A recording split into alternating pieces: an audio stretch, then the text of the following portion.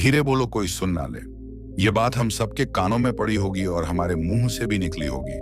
लेकिन सोचने की बात यह है कि यह वाक्य कब कब हमारे मुंह से निकलता है और कब कब हमारे कानों में पड़ता है, क्योंकि ऐसे कम ही गुप्त राज होते हैं जो हम दूसरों के कानों में पड़ने नहीं देना चाहते।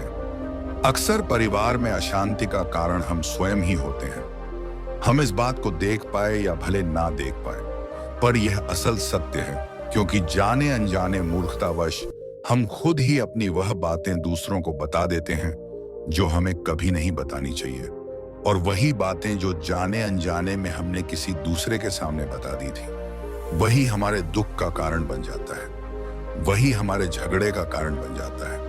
और फिर बाद में हमें पछतावा होता है कि मुझे यह बात किसी को बतानी नहीं चाहिए थी, मेरी ही गलती हुई कि मैंने जाने अनजाने में यह बात सभी को बता दी।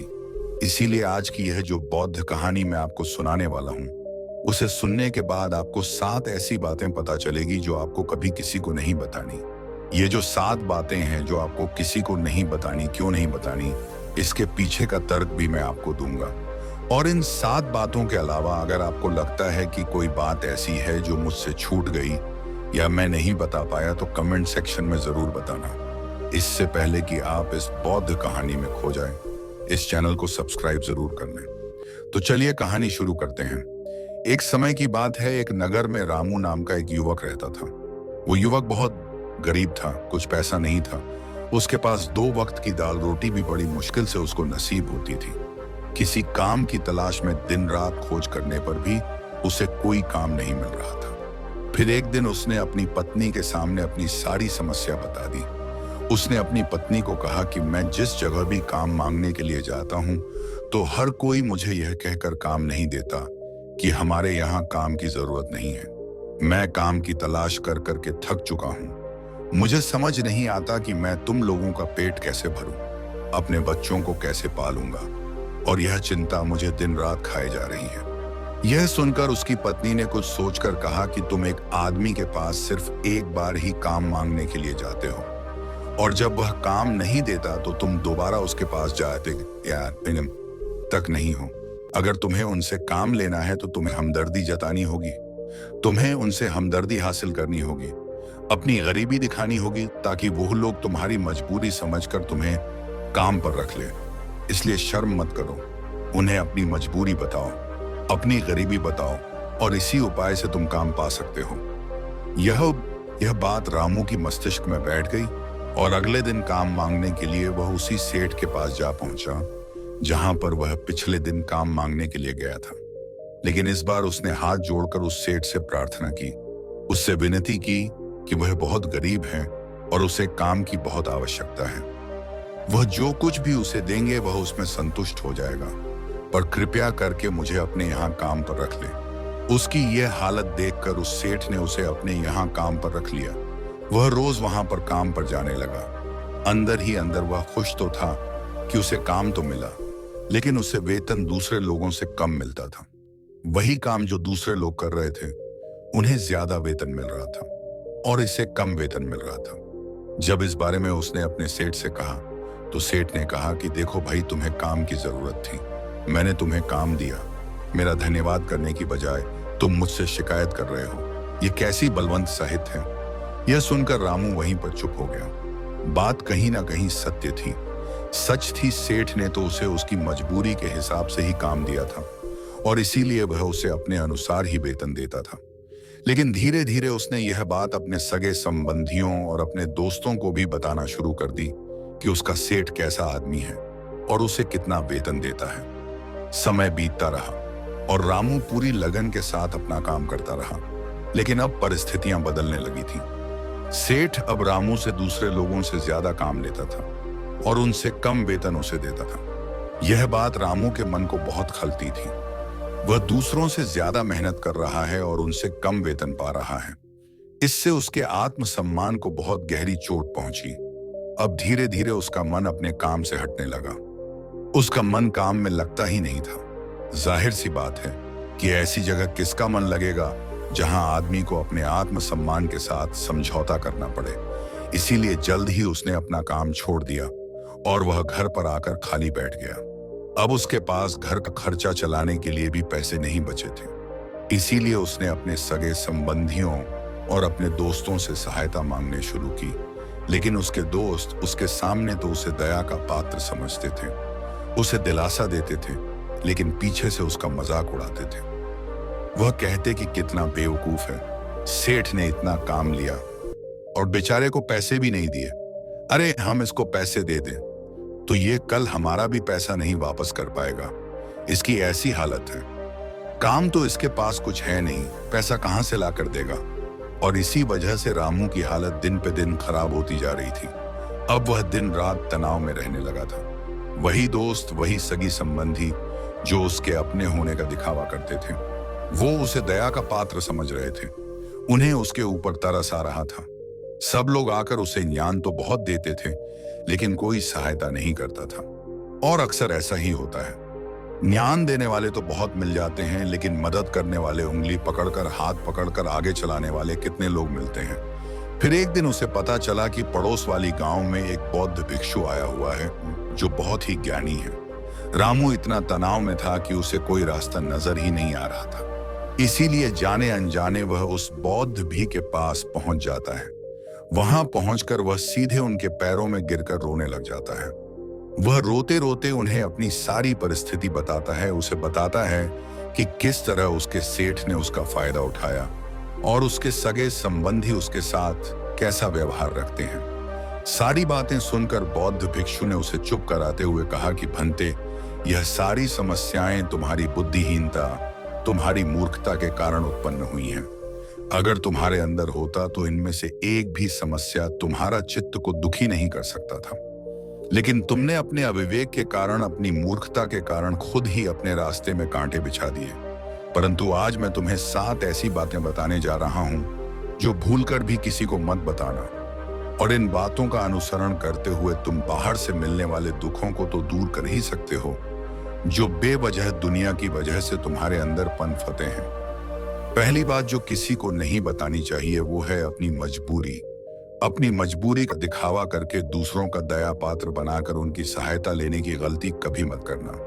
हो सकता है कि आज वह तुम्हारी मजबूरी देखकर तुम्हारी सहायता कर दे, लेकिन कल वह तुम्हारा फायदा उठाने से भी नहीं चुके, और अगर फायदा भी नहीं उठाया तो दूसरों के सामने तुम्हारा मजाक बनाने में वह आदमी कभी नहीं झुकेगा। इसीलिए कभी भी अपनी मजबूरी का दिखावा मत करो। अगर घर में 2 रोटी है, सूखी रोटी है, तो वहीं खाकर सो जाओ, लेकिन दूसरों को इसके बारे में भनक तक नहीं लगनी चाहिए। जरा आप खुद सोचो, मजबूरी बताने का क्या प्रयोजन होता है एक इंसान का? या तो वह दूसरों से सहानुभूति हासिल करना चाहता है या उनसे कोई आर्थिक मदद चाहता है। लेकिन अगर दोनों ही परिस्थितियां आप देखें तो दूसरा आदमी आपका फायदा उठाने से नहीं चुके, और अगर वह फायदा नहीं भी उठाएगा तो अपनी नजर में तो वह आपको मुंह समझेगा, बेवकूफ समझेगा, और दूसरों के सामने आपका मजाक तो जरूर बनाएगा। इसीलिए अपनी मजबूरी के बारे में कभी किसी को मत बताना।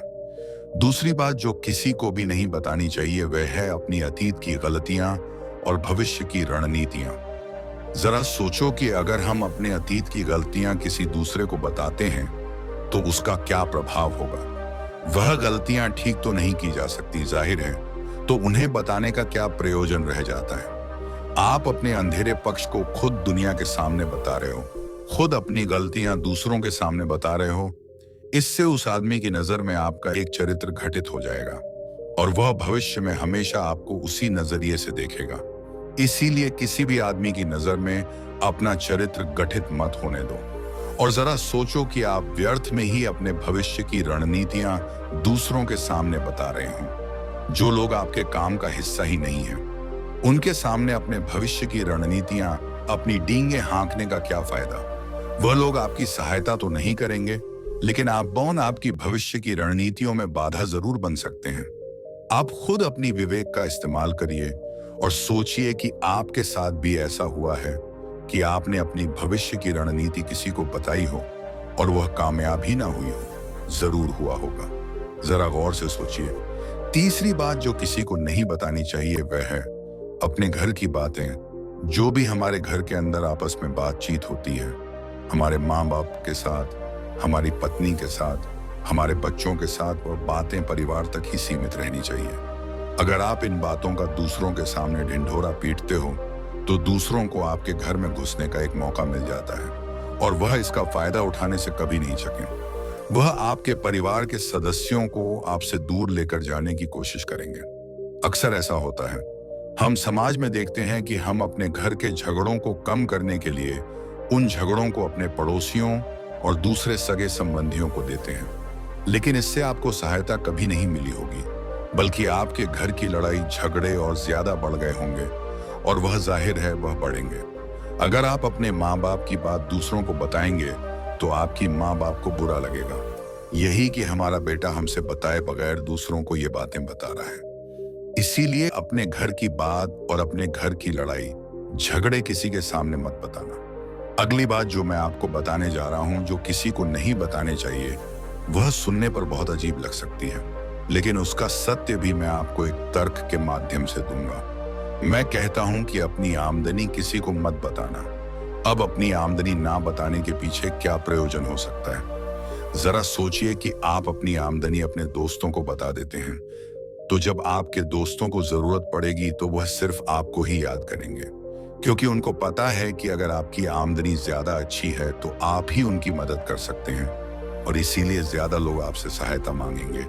और जब आप उनकी सहायता नहीं करेंगे तो वह सोचेंगे कि इस आदमी के पास पैसे हैं, मेरी सहायता कर सकते हैं, लेकिन यह सहायता कर नहीं रहा है, और इसीलिए आपकी आमदनी आप दोनों दोस्तों के बीच एक झगड़े का कारण हो सकती है।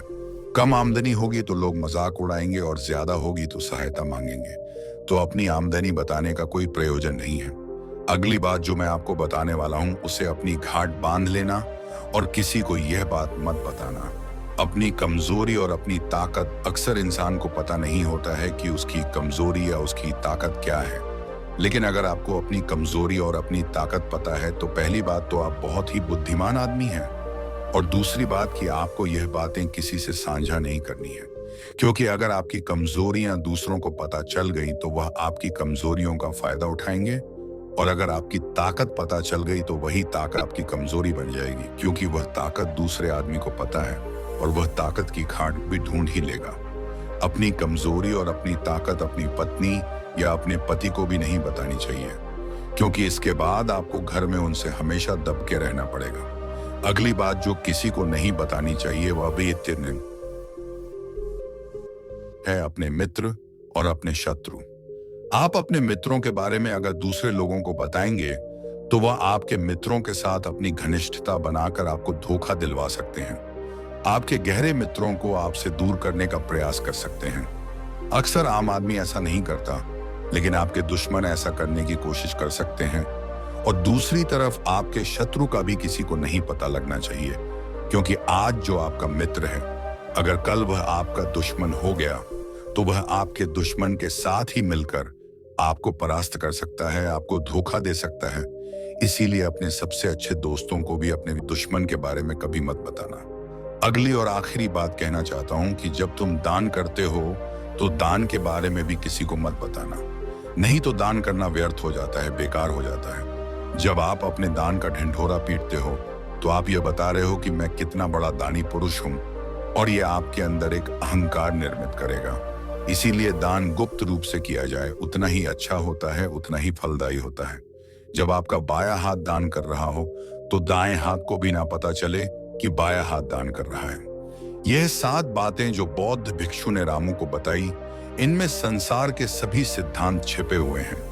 इन बातों का अनुसरण करते हुए आप अपने घर के में सुख शांति बना सकते हैं और घर के झगड़े हमेशा के लिए दूर कर सकते हैं।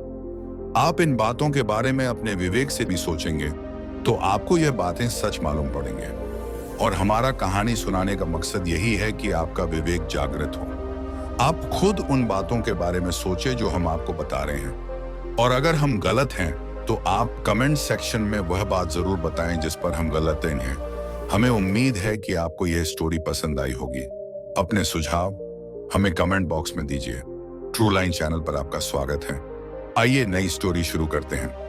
नमस्कार दोस्तों, इस मोटिवेशनल वीडियो में आज हम बात करने वाले हैं कर्मों का फल कैसे मिलता है तो आप इस वीडियो को पूरा देखिएगा ताकि आपको अच्छे से समझ आ जाए और चैनल को भी सब्सक्राइब कर लीजिएगा। तो फिर चलिए कहानी शुरू करते हैं। एक बार की बात है, तथागत गौतम बुद्ध से उनके एक शिष्य ने पूछा कि कर्म क्या है। यह सुन गौतम बुद्ध मुस्कुराए और उन्होंने जवाब देते हुए कहा, कर्मों को समझने के लिए मैं तुम्हें एक कहानी सुनाता हूं। इस कहानी को सुनने के बाद तुम सभी यह समझ जाओगे कि कर्म क्या है। गौतम बुद्ध ने कहानी शुरू की कि एक राज्य में एक राजा राज करता था। एक बार वह अपने मंत्री के साथ देश का भ्रमण करने निकला। भ्रमण करते करते राजा और मंत्री एक बाजार में पहुंच गया। उस बाजार में राज का ध्यान एक दुकानदार के ऊपर गया। उस दुकानदार को देखते ही राजा के मन में ना जाने क्यों यह विचार आया कि मैं इस दुकानदार को कल फांसी की सजा दे दूंगा। यह बात राजा ने अपने मंत्री को बताई। मंत्री कुछ बोलते कि उससे पहले ही राजा उस दुकानदार के दुकान के सामने से आगे निकल चुके थे और दूसरी बातें करने लगे। मंत्री बहुत ही चिंतित हो गया। वह यह बात समझ नहीं पा रहा था कि आखिर दुकानदार की गलती क्या है। दुकानदार से बिना कुछ बात किए, बिना कुछ सोचे समझे राजा ऐसा फैसला लेने के बारे में क्यों सोच रहे हैं। राजा और मंत्री भ्रमण करने के बाद राजमहल वापस लौट आए, लेकिन मंत्री को रात भर नींद नहीं आई। सुबह जागने के बाद मंत्री एक साधारण प्रजा का रूप बनाकर उस दुकानदार के पास गया और उस दुकानदार से पूछा, तुम बेचते क्या हो? दुकानदार ने जवाब दिया, मैं चंदन की लकड़ियां बेचता हूं। फिर मंत्री ने आसपास के लोगों से दुकानदार के बारे में पूछना शुरू किया। सबने जवाब दिया कि दुकानदार किसी से बोलता नहीं, हमेशा दुखी रहता है। मंत्री को बात समझ में आ गई। वह मंत्री फिर वापस दुकानदार के पास गया और उस दुकानदार से पूछा, तुम दुखी क्यों रहते हो? दुकानदार बताया, मैं दुखी इसलिए रहता हूं क्योंकि मेरे दुकान पर लोग आते हैं, चंदन की लकड़ियां सूते हैं और बोलते हैं बहुत ही सुंदर है, बहुत ही अच्छी महक है, लेकिन कोई खरीद नहीं, इसलिए मैं बहुत दुखी रहता हूं। मंत्री को भी दुकानदार की बात सुनकर दुख हुआ। उसने सोचा कि आखिर कोई भी दुकानदार दुखी क्यों ना हो अगर उसके दुकान का कोई भी सामान खरीदा ना जाए, जबकि सामान में कोई कमी ना हो। मंत्री सोचने लगा कि यह दुकानदार अपने दुखों की वजह से इतना दुखी रहता है, परंतु राजा इस दुकानदार को फांसी पर क्यों लटकाना चाहते हैं। अर्थात राजा के मन में आए हुए विचार का उत्तर अभी तक मंत्री को नहीं मिला था। मंत्री ने फिर दुकानदार से पूछा, भाई तब तुम क्या करोगे अगर तुम्हारे दुकान की सारी चंदन की लकड़ियां ऐसे ही रखी की रखी रह जाएंगी? तो दुकानदार ने गुस्से के भाव में बोला, हाँ मैं जानता हूं कि मेरी चंदन की लकड़ियां ऐसी ही रखी रह जाएंगी, इन्हें कोई नहीं खरीदेगा। इसीलिए तो मैं सोचता हूं कि हमारे देश का राजा जल्दी से जल्दी मर जाए। अगर वह जल्दी से मर जाता है तो मैं उस राज दरबार में उस राजा के दाह संस्कार के लिए अपनी चंदन की लकड़ी दे देता, जिससे मुझे कुछ पैसे भी मिल जाते और इस बाजार के अलावा बाकी के लोगों को भी मेरे चंदन की लकड़ियों के बारे में पता चल जाता। तब फिर शायद कुछ ना कुछ लोग मेरे दुकान से चंदन की लकड़ियां खरीदने जरूर आते। मंत्री दुकानदार की बात को सुनकर सब कुछ समझ गया, लेकिन मंत्री बहुत चतुर और समझदार भी था। उसके मन में एक विचार आया। मंत्री ने दुकानदार से चंदन की कुछ लकड़ियां खरीद ली। इस खरीदारी से दुकानदार को कुछ पैसे भी मिल गया और वह थोड़ा खुश भी हो गया। मंत्री चंदन की लकड़ियों को लेकर वापस राज दरबार चला गया। राज दरबार पहुंचकर मंत्री ने उन चंदन की लकड़ियों को राजा के समक्ष रख दिया और बोला कि हे राजन, यह चंदन की लकड़ी या उसी दुकानदार ने आपको भेंट की है जिस दुकानदार को आप कल फांसी देने के बारे में सोच रहे थे। राजा ने उन चंदन की लकड़ियों को सूंघ और उन्हें उन चंदन की लकड़ियों की सुगंध बहुत पसंद आई। उन्होंने कहा, यह चंदन की लकड़ियां बहुत ही ज्यादा खुशबूदार हैं। दुकानदार के इस अनोखे भेंट से राजा बहुत खुश हुए और मंत्री को कुछ स्वर्ण मुद्राएं देकर बोला, जाओ उस दुकानदार को यह स्वर्ण मुद्राएं इनाम में दे देना और बोलना कि आज के बाद महल में जब कभी भी चंदन की लकड़ी की जरूरत पड़ेगी तब तुम्हारी दुकान से ही चंदन की लकड़ी ली जाएगी। यह बात सुनकर मंत्री मुस्कुराने लगे तथा सोचने लगे कि अब तो राजा मन में उस दुकानदार को फांसी देने का विचार आ ही नहीं सकता, क्योंकि अब तो हमेशा राज्य दरबार के लिए चंदन की लकड़ियों के इंतजाम की जिम्मेदारी उस दुकानदार को मिल गई है। मंत्री स्वर्ण मुद्राओं को लेकर वापस दुकानदार की तरफ चल पड़ा। इधर राजा इस विचार में पड़ गया कि वह दुकानदार तो बड़ा ही अच्छा इंसान है। जिस वक्त मैं उसके बारे में यह सोच रहा था कि मैं इसको कल फांसी देता हूँ, शायद उसके मन में ही उस समय यही विचार चल रहा था कि राजन पहली बार मेरे दुकान के सामने आए हैं, क्यों ना मैं उनको अपनी सुंदर और खुशबूदार लकड़ियों को भेंट करूं। और आज उसने मुझे भेंट भी किया। बेवजह ही मैं उसको फांसी देने के बारे में सोच रहा था। इधर मंत्री दुकानदार के पास पहुंच गया। मंत्री ने राजा के द्वारा दिए गए स्वर्ण मुद्राओं को दुकानदार को देते हुए कहा कि जिन चंदन की लकड़ियों को कल मैं खरीद कर ले गया था, उन चंदन की लकड़ियों को राजा ने बहुत पसंद किया और इनाम के तौर पर तुम्हारे लिए यशवंत मुद्राएं भिजवाई हैं। यशवंत मुद्राएं लेकर दुकानदार बहुत खुश हुआ। साथ ही साथ मंत्री ने उस दुकानदार को यह भी बताया कि अब आज के बाद राज दरबार में जब कभी भी चंदन की लकड़ियों की जरूरत पड़ेगी तो सारी चंदन की लकड़ियां तुम्हारी दुकान से ली जाएंगी। दुकानदार मंत्री की बात सुनकर बहुत ही खुश हो गया। मंत्री ने दुकानदार से पूछा, क्यों भाई, तुम तो राजा के बारे में इतना बुरा भला सोचते थे, लेकिन देखो राजा तुम्हारी कितनी चिंता करते हैं, राजा कितनी अच्छे हैं। राजा अपनी प्रजा के बारे में कभी भी गलत नहीं सोचते।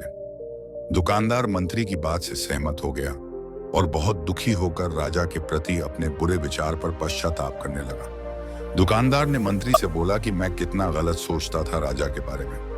राजा तो बड़े ही अच्छे हैं, बड़े ही भोले राजा हैं। भगवान करे कि राजा की बहुत ही लंबी हो। यह बात सुनकर मंत्री भी बहुत खुश हुआ। फिर मंत्री वहां से वापस राज दरबार को चला गया और यहीं पर तथागत गौतम बुद्ध ने इस कहानी को समाप्त करते ही अपने शिष्यों से पूछा कि अब आप ही लोग बताओ कि कर्म क्या है। किसी शिष्य ने कहा कर्म बोले हुए, वह शब्द है।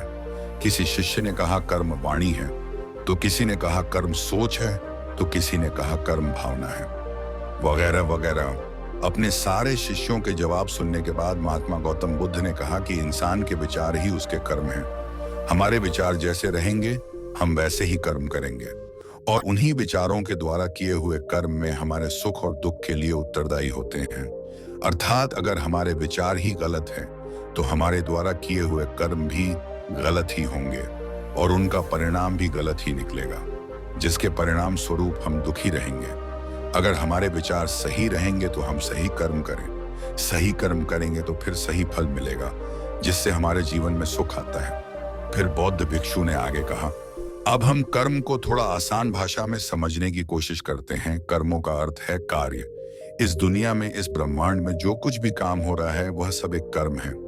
असल में देखा जाए तो कर्म क्रिया और प्रतिक्रिया के साधारण से सिद्धांत को फॉलो करता है। हम जो भी कार्य करते हैं वह एक कर्म है और फिर क्रिया और प्रति के सिद्धांत के अनुसार हर कर्म का एक परिणाम भी होता है। जैसे कांच के गिलास को फेंकना एक कर्म है और उसका टूट जाना उसका परिणाम, अत्यधिक बारिश होना एक कर्म है और बाढ़ आना उसका परिणाम। असल में परिणाम हमारे हित में होगा या अहित में, यह पूरी तरीके से हमारे द्वारा किए गए कार्य पर निर्भर करता है। ज्यादातर लोग यह सोचते हैं कि ऊपर आसमान में कोई बैठा है जो निर्णय लेता है कि किसके जीवन में सुख देना है और किसके जीवन में दुख, जबकि असल में हमारे कर्म और फिर उनके द्वारा मिलने वाले परिणाम ही हमारे सुख और दुख को निर्धारित करते हैं। इसीलिए हमारी भारतीय परंपरा में यह कहा जाता है कि आप अपने भाग्य के निर्माता स्वयं हैं। असल में कर्म का परिणाम ही भाग्य है और हमें कैसे कर्म करने हैं ये पूरी तरीके से हमारे हाथ में होता है। तो जब कोई अच्छा कर्म करता चला जाता है तो उसका भाग्य भी अच्छा होता चला जाता है। जैसे अगर दो बच्चे हैं और उसमें से एक बच्चा बचपन से ही नई चीजों को सीखने और जानने का प्रयास करता रहता है, वह हमेशा ही जो भी करता है उसमें अपना सर्वश्रेष्ठ योगदान देने की कोशिश करता है। और जो दूसरा बच्चा है वो ना तो किसी नई चीज के बारे में सीखने और जानने का प्रयास करता है और ना ही किसी काम को पूरे मन से करता है। तो समय बीतने के साथ वो पहला वाला बच्चा अपने जीवन में काफी सफल इंसान बन जाता है, जबकि दूसरा बच्चा सालों बाद भी अपने जीवन में संघर्ष कर रहा होता है। अब यहाँ पहले बच्चे को देखकर दूसरा बच्चा बड़े ही आसानी से ये कह देगा कि उसकी तो किस्मत ही अच्छी थी, लेकिन नहीं, असल में उसके कर्म अच्छी थी, जिसके परिणाम स्वरूप उसकी किस्मत भी अच्छी होती चली गई। तो अगर हम चाहे तो अपने कर्मों को बदलकर अपना भाग्य बदल सकते हैं। सीधी सी बात है, जैसे ही आप अपने कर्म बदलोगे आपका भाग्य बदलना शुरू हो जाएगा और ये दोनों ही परिस्थितियों में सही है, अच्छे के लिए भी और बुरे के लिए भी। लेकिन असल में कोई इंसान कैसे कर्म करता है, ये मुख्य रूप से उसके माता पिता, परिवार, समाज और आस पास के माहौल पर भी निर्भर करता है। ज्यादातर केसेस में एक एक्टर का बेटा एक्टर बनने की ही कोशिश करता है, इंजीनियर का बेटा इंजीनियर और डॉक्टर का बेटा डॉक्टर। इसका कारण यह है कि हमारा शरीर और मन अपने आसपास से ही सूचना इकट्ठा करते हैं और हम हमारे अंदर मौज सूचनाओं और ज्ञान के आधार पर ही कोई कार्य करते हैं और फिर हमें उसी के अनुसार परिणाम भी मिलते हैं। असल में हम अपने रोज के कामों का 99 पर अनकॉन्शियस तरीके से करते रहते हैं, क्योंकि हमारा शरीर और मन प्राप्त सूचनाओं को याद रखता है और फिर उन्हें दोहराता रहता है। जैसे जब हम कार चलाना सीख रहे थे तब हम एकदम पूरी कॉन्शियसनेस के साथ हर चीज पर ध्यान रख रहे थे कि स्टीयरिंग कहाँ है, लेकिन कुछ समय बाद हम बात करते हुए या कुछ भी सोचते हुए बड़ी आसानी से कार चला पाते हैं, क्योंकि अब हमारे अंदर कार चलाने की प्रोग्रामिंग हो चुकी है और हम लगभग अपने सारे काम इसी तरीके से करते हैं बिना किसी जागरूकता के। बस वह काम होते चले जाते हैं क्योंकि हमारे काम बिना किसी जागरूकता के हो रहे हैं। इसलिए हमें लगता है कि हमें कोई चला रहा है, कोई अदृश्य शक्ति है, जबकि असल में हमारे कर्म ही अब हमारी आदत बन चुके हैं। अगर मैं अपने ज्यादातर काम जागरूक होकर करने लगे तो पाएंगे कि हमारा भाग्य हमारे ही हाथ में है, क्योंकि जागरूकता की वजह से हमारे कर्मों पर हमारा पूरा नियंत्रण हो जाता है। जैसा कि ऊपर की कहानी में गौतम बुद्ध ने कहा था कि हमारे विचार ही हमारे कर्म हैं और जागरूकता की अवस्था में हमारे विचारों पर पूरा नियंत्रण हो जाता है। विचारों के नियंत्रण से हम कर्म में भी अंतर हासिल कर लेते हैं और फिर जब हमारे कर्म हमारे हिसाब से होंगे तो उनका परिणाम भी उसी के अनुरूप ही होगा। इसीलिए गौतम बुद्ध ने चित्त के नियंत्रण पर जोर दिया है कि जब किसी इंसान का चित्त ही शुद्ध हो जाएगा तो उसके मन में बुरे विचार कैसे आएंगे और फिर वह बुरे कर्म ही कैसे करेगा। इसीलिए गौतम बुद्ध का पूरा ज्ञान चित्त की सुविधा पर जोर देता है। हमें उम्मीद है कि आपको यह स्टोरी पसंद आई होगी। अपने सुझाव हमें कमेंट बॉक्स में दीजिए। ट्रू लाइन चैनल पर आपका स्वागत है। आइए नई स्टोरी शुरू करते हैं। स्वार्थी यानी कि स्वयं का अर्थ। जो इंसान स्वयं का अर्थ जानना चाहता है, जो खुद को समझना चाहता है, क्या वह इंसान आपकी नजर में गलत है? हम जब भी किसी को स्वार्थी कहते हैं तो उसका मतलब तो यही होता है कि वह आदमी स्वयं का अर्थ समझना चाहता है। तो फिर वह गलत कैसे हुआ? स्वार्थी शब्द दुनिया की नजर में, समाज की नजर में एक अलग ही नजरिए से समझा जाता है। अक्सर हम अपने आसपास ऐसे बहुत से लोगों को देखते हैं जो स्वभाव से बहुत अच्छे प्रतीत होते हैं, यानी कि सब लोगों की मदद करते हैं, सबसे अच्छा व्यवहार रखते हैं। लेकिन इसके साथ हमने यह भी देखा होगा कि ऐसे लोग जो स्वभाव के अच्छे हैं, दूसरों की मदद करते हैं, वह दुखी भी ज्यादा रहते हैं। और जो लोग स्वार्थी होते हैं वह फलते फूलते चले जाते हैं। तो ऐसे में परमात्मा की सत्ता पर उंगली उठना निश्चित है। लेकिन अगर यह सत्य है तो हमें कौन सा मार्ग अपनाना चाहिए? क्या हम भी दूसरों के जैसे बन जाएं? पता नहीं आप में से कितने लोग ये मानते हैं कि अच्छे लोग जीवन में बहुत दुखी रहते हैं, लेकिन इसके पीछे का सत्य क्या है? अगर हम इसके पीछे का सत्य नहीं जानेंगे, नहीं पहचानेंगे, तो कहीं ना कहीं हमारा अवचेतन मन भी बुराई की तरफ झुक जाएगा। इसीलिए अपने मन में ऐसे विचार पनपने से पहले इस बात की पूरी सच्चाई, पूरा निष्कर्ष निकाल लें, ताकि भविष्य में आपको अपने अच्छे होने पर पश्चाताप ना हो, दुख ना हो। आज की जो बौद्ध कहानी मैं आपको सुनाने वाला हूं, उसमें आपको 5 ऐसे तरीके पता चलेंगे जिसके माध्यम से अगर आप कर्म करते हैं तो आप अच्छे कर्म भी कर पाएंगे और दुखी भी नहीं होंगे। इससे पहले कि आप इस कहानी में खो जाएं, इस चैनल को सब्सक्राइब जरूर कर लें। तो फिर चलिए कहानी शुरू करते हैं। एक गांव में आनंद नाम का एक युवक रहता था। उसका भरा पूरा पूरा परिवार था। उसके 2 बच्चे थे, उसकी पत्नी थी, लेकिन उसके माता पिता इस दुनिया से चल बसे थे। इसीलिए पूरे परिवार की जिम्मेदारी उसी के कंधों पर थी। बच्चे अपनी पढ़ाई करते थे और उसकी पत्नी अपने घर गृहस्थी के कामों के साथ गाय, भैंस, बकरी इत्यादि का दूध बेच बेच कर अपना घर चलाते थे। और आनंद पहाड़ में पत्थर तोड़ने का काम करता था। बहुत ही मेहनत भरा काम था। पूरे दिन काम करता तो रात को थक कर घर पर वापस लौट। लेकिन इतनी मेहनत करने के बाद भी अगर आनंद को गांव का कोई भी आदमी मदद के लिए बुलाता तो आनंद कभी भी मना नहीं करता था। उसके जीवन का एक ही सिद्धांत था कि अगर मैं दूसरों की मदद करूंगा तो परमात्मा मेरा साथ देंगे, परमात्मा मेरे साथ कुछ बुरा नहीं होने देंगे। आनंद अपने इस सिद्धांत का पालन बहुत ही कड़ाई के साथ करता था।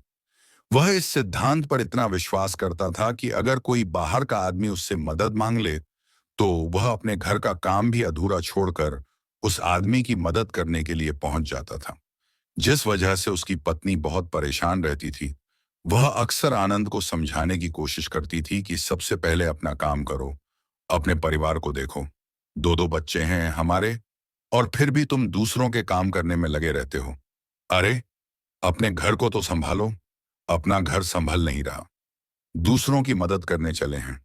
और जब ऐसी ऐसी बातें आनंद के कानों में पड़ती तो उसके हृदय में कांटा सा चुभने लगता था और उन दोनों में लड़ाई झगड़ा शुरू हो जाता था। अक्सर उनके लड़ाई झगड़े का यही सबसे बड़ा कारण होता था। लेकिन ना तो आनंद अपने आप को बदल पाया और ना ही उसकी पत्नी ने उसको समझाना कभी बंद किया। इसी वजह से आए दिन उनके घर में क्लेश होता रहता था। जहां तक उस गांव वालों की बात थी, तो वह आनंद के स्वभाव को जानते थे और वह जानबूझकर जो काम आसान भी होता था, जो उनके सामर्थ्य में भी होता था, उस काम के लिए भी वह आनंद को बुलाते थे ताकि उन्हें कम मेहनत करने पड़े। कहने का अर्थ यह है कि गांव वाले आनंद की इस बलम साहस का फायदा उठाते थे, लाभ उठाते थे और सब पीछे से उसका मजाक उड़ाते थे, उसे बेवकूफ कहते थे। ऐसे ही समय बीतता रहा और एक दिन आनंद की पत्नी बहुत ज्यादा बीमार पड़ गई। आनंद से जो कुछ भी सेवा हो सकती थी, उसने वो सब अपनी पत्नी के लिए किया। उसने गांव के वैद्य को बुलाकर अपनी पत्नी की जांच करवाई, लेकिन यह रोग उस वैद्य की पकड़ के बाहर था। इसीलिए उस वैद्य ने कहा कि तुम अपनी पत्नी को नगर में जाकर किसी बड़े वैद्य को दिखाओ, तो तुम्हारी पत्नी की जान बच सकती है। जल्द से जल्द नगर पहुंचने की व्यवस्था करो, नहीं तो तुम्हारी पत्नी के प्राण संकट में हो जाएंगे। यह सुनकर आनंद के पैरों तले जमीन फिसल गई। उसने यह नहीं सोचा था कि उसकी पत्नी के प्राण संकट में। वह सोच रहा था कि कोई साधारण सा रोग होगा जिसका इलाज हो जाएगा। लेकिन जब उसने वेद की यह बात सुनी तो वह घबरा गया। अब पत्नी को नगर तक कैसे लेकर जाए, क्योंकि उसके पास इतना धन नहीं था कि वह अपनी पत्नी के लिए एक घोड़ा गाड़ी करके उसमें अपनी पत्नी को लिटाकर नगर में ले जा सके। उसकी पत्नी की हालत बिल्कुल चलने की भी नहीं थी, इसलिए उसे नगर पहुंचाने के लिए किसी घोड़ा गाड़ी की जरूरत थी। संयोग से उसके पड़ोसी धनु के पास एक घोड़ा गाड़ी थी। वह अक्सर व्यापार के लिए अपनी घोड़ा गाड़ी नगर में लेकर जाया करता था। इसीलिए आनंद के मन में विचार आया कि मैं धनु की घोड़ा गाड़ी ले सकता हूँ। मैं धनु की इतनी मदद करता हूँ, कभी उसके काम को नहीं टाल, तो वह तो मेरे काम को कभी मना ही नहीं कर सकता। और यही सोचकर वह घोड़ा गाड़ी लेने के लिए धनु के पास पहुंच जाता है।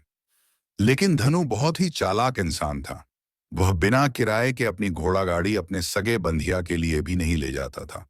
तो आनंद की तो दूर की बात रहे। जब आनंद ने उसे घोड़ा गाड़ी के बारे में पूछा, तो उसने यह कहकर उसका यह काम टाल दिया कि मेरे घोड़े बहुत ज्यादा बीमार हैं, वह शायद बच भी मुश्किल से पाएंगे। 5 दिनों से वह कुछ नहीं खा रहे, तो ऐसे में बेचारा घोड़ा गाड़ी लेकर कहाँ नगर तक पहुंच पाएगा। हाँ, अगर तुम कुछ धन की व्यवस्था कर सकते हो तो मैं अपने एक मित्र की घोड़ा गाड़ी तुम्हारे लिए मंगवा सकता हूँ। यह सुनकर आनंद परेशान और चिंतित हो गया, क्योंकि उसके पास धन तो था ही नहीं। इसका मतलब उसकी पत्नी बड़े नगर में वैद्य के पास इलाज के लिए पहुंच ही नहीं पाएगी। उलझन भरे हुए विचार लिए हुए जब आनंद वापस आ रहा था, तो उसने एक दिल को झंझोड़ देने वाला दृश्य देखा। उसने देखा कि धनु के घोड़े, जो धनु के अनुसार बीमार थे और कुछ खा भी नहीं रहे थे, वही घोड़े गा का ही एक युवक उसकी बांट से खोलकर बाहर ला रहा था और गाड़ी में उसको जोत रहा था। यह देखकर पहले तो आनंद को कुछ समझ में नहीं आया। उसके बाद जब आनंद ने उसी युवक से पूछा, तो उसने बताया कि धनु ने यह घोड़ा गाड़ी उसे किराए पर दी है। यह सुनकर आनंद का दिल टूट गया। उसने कभी सपने में भी नहीं सोचा था कि उसका सबसे अच्छा मित्र धनु उसके साथ ऐसा कर सकता है। हालांकि यह इस बात पर दुखी होने का वक्त नहीं था, इसीलिए आनंद वो से जल्दी से लौट जाता है और गांव के ही एक सेठ के पास जाकर कुछ धन उधार लेकर धनु को दे देता है। धनु अपने मित्र की घोड़ा गाड़ी मंगवा देते हैं। जिसके बाद वह अपनी पत्नी को वैद्य के पास नगर में ले जाता है। जब उसकी पत्नी का इलाज चल रहा था तो आनंद यही सोच रहा था कि एक वह दिन था जब धनु की बेटी बीमार हो गई थी और धनु यहाँ पर नहीं था, तो मैं पूरी रात वैद्य जी के पास उसके लिए बैठा रहा था। उसकी देखरेख की थी, उसकी सेवा की थी। इतने दिनों तक धनु नहीं आया था, तब मैं ही उसके परिवार की देखरेख किया करता था। हाय कैसा दुर्भाग्य है यह, जिसके लिए मैंने इतना कुछ किया, उसने एक घोड़ा गाड़ी देने से मुझे मना कर दिया, और वह भी तब जब मेरी पत्नी जिंदगी और मौत के साथ खेल रही थी। कुछ देर बाद वैद्य बाहर आकर आनंद को एक बहुत बुरी खबर देता है। वह आनंद को बताता है कि उसकी पत्नी को कर्क रोग हो चुका है और इसका कोई भी इलाज नहीं है। उसके पास कुछ समय ही शेष बचा है। यह सुनकर आनंद दुखी होकर वही जमीन पर बैठ गया। उसकी पूरी दुनिया उजड़ने वाली थी और उसे कोई रास्ता नजर नहीं आ रहा था। कुछ समय बाद उसकी पत्नी चल बसी और अब दोनों बच्चों की जिम्मेदारी उसके कंधों पर आ गई थी, लेकिन यहाँ पर आनंद के सारे सिद्धांत टूट चुके थे। उसके सारे भ्रम खत्म हो चुके थे।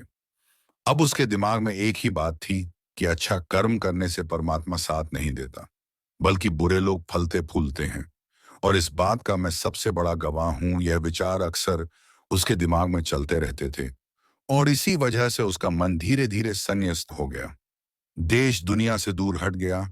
और एक दिन ऐसा भी आया जब वह अपने बच्चों को अपने रिश्तेदारों के पास छोड़कर इस देश दुनिया को त्याग कर एक सन्यासी बनने के लिए घर से निकल पड़ा।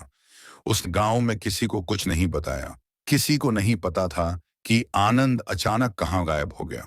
सन्यास की दीक्षा लेने के लिए वह एक बौद्ध भिक्षु के पास पहुंचता है और भिक्षु उस समय ध्यान में बैठे हुए थे।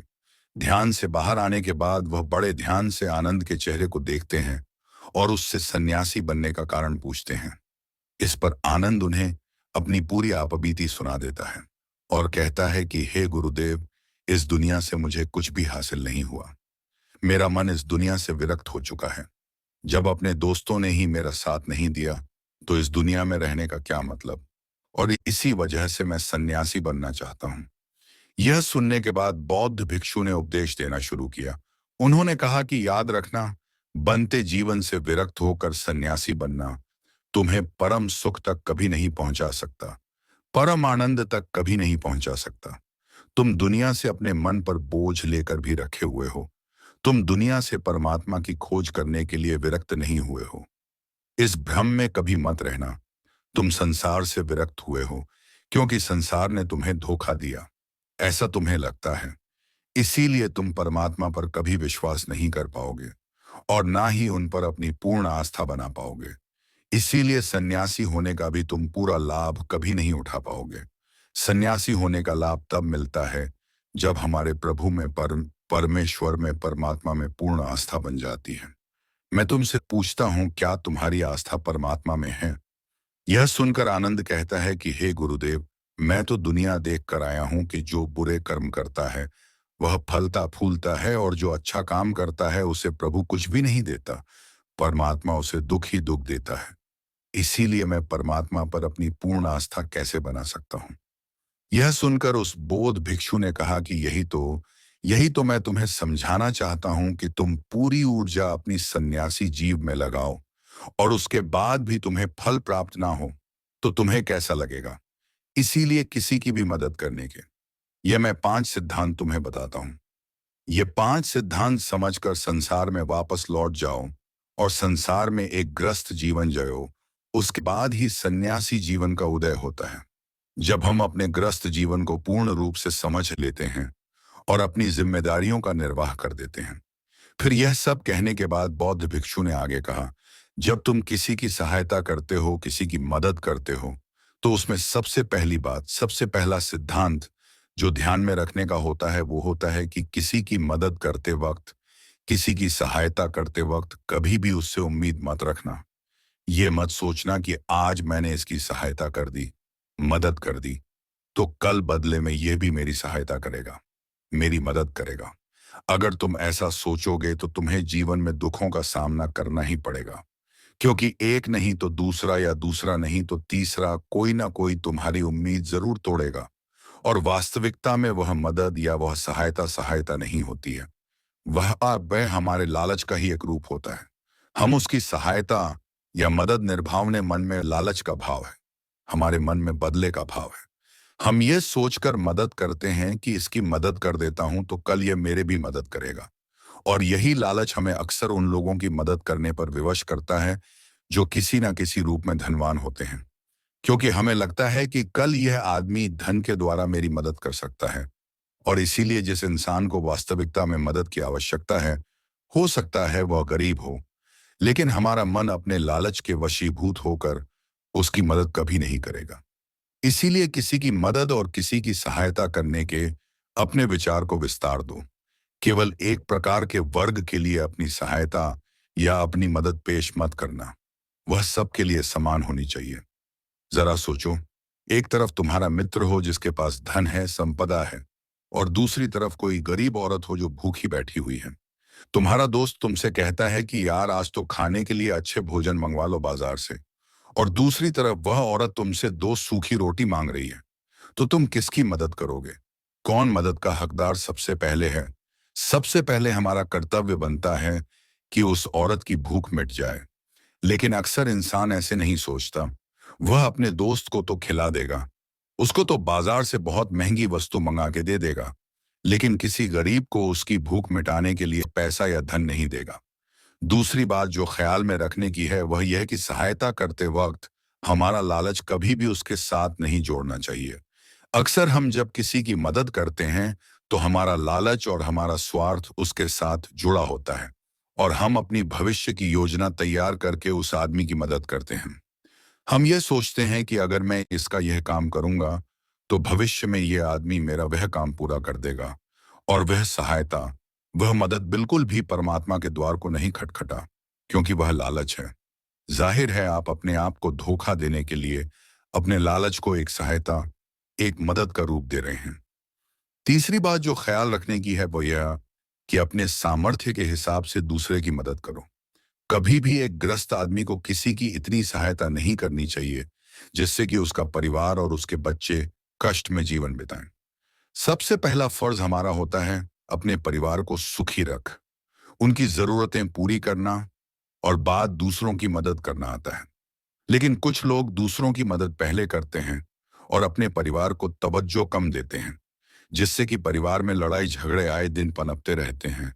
और यह सब हम समाज में देखते रहते हैं आसपास। अगली बात जो ख्याल में रखने की होती है वह यह है कि अपना कर्म, अपनी जिम्मेदारियां पहले निभानी होती है।